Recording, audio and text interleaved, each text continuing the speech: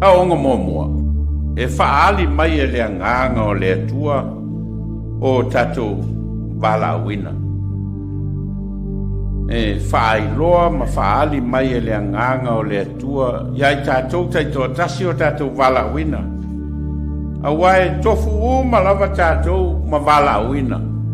Each and every one of us has got a calling.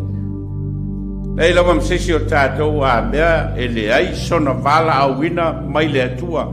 Ma e whaasino ala mai lea nganga o lea tua. Mo i Tatou te iloa ai. Po lea le Vala'auina. Alo whaasino manga i lo wā ma lea tua. Lea le whamoe moe o lea tua mo oe. Nā lai o nā umai e lea tua le ola i a te oe.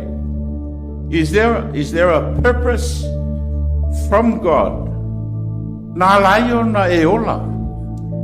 There has to be a purpose. Tau ana iai se mafua anga ma se vaenga o le fina ngalo le atua ma le foafoanga le atua. Nā lai o na foai le ola i a te a. Foai le ola i a te oe. Tau lao na iloa e le tangata i le mafua anga nā. Tato uma, we have to find what that purpose is. Le tau na ola noa se tangata i le larolangi nei au noa ma se wha moe moe.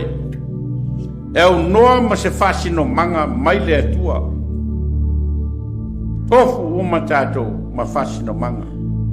E fo ailo e le atua le ola i le tangata.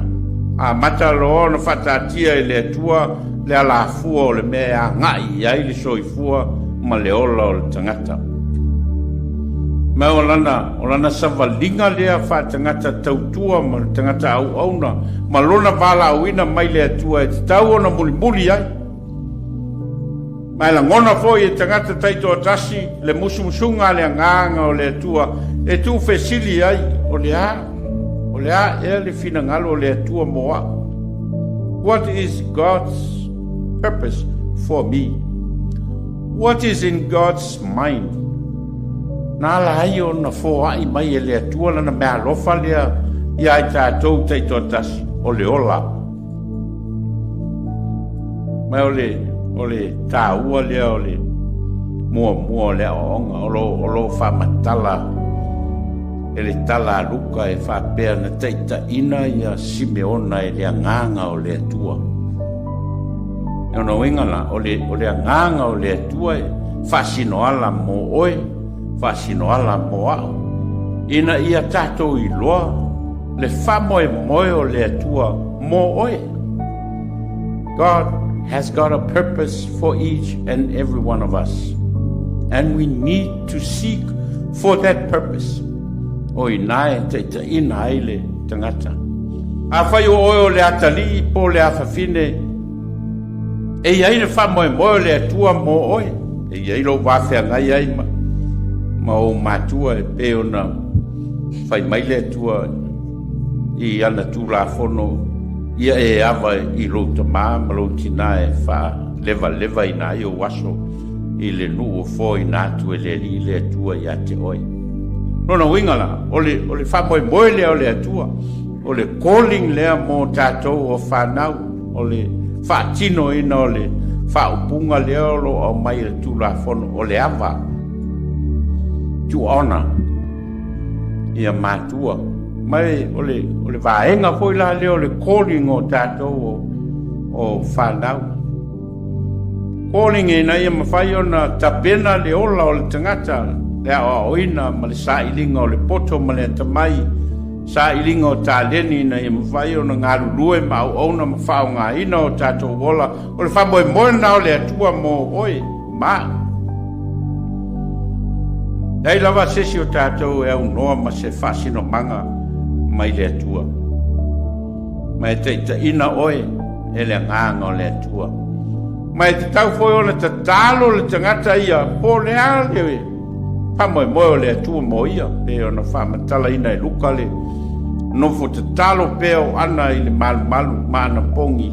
Se i sa ili po le ale whaalinga le atua mo ia. Le alaua mo moli atu. e mātua o Iesu, ia Iesu te tono le malu, le lau aluane, ma whaatino, ia lana o unanga wha perfecta o le whaailoa i tangata sa whaatalitali le whaoletanga mai le atua, o lea ua o mai le whaoletanga le atua e ala ia Iesu Keriso. Tā ua la mo tātou teitoa tasilo tātou loa, o le ale teita inga le nganga o le atua mo oe. Whea nai teita iai oe le nganga o le atua. Whea nai whasino ala mai ai le nganga o le atua mo oe. A whai o tono lo ainga, o le ale whasino ala le atua mo oe tono lo ainga. A whai o lau ngā luenga, le ale whasino ala a le atua malo na nganga pa ia mo oe tono lo Vala'auina i tono ngā luenga. A whai o tono le kalesia o le ale teita inga le nganga o le atua mo oe i to tono lana i kalesia. O lo ula lea Vala'auina i le atua o le whai ma whai se au. Ma e teita ina foi le nganga o le atua lo Vala'auina whai se au e whai se au ma le ngā luenga le atua pe o na Vala'auina ai. Ai whapena foi o tō fuali tangata ia malo na Vala'auina mai le atua.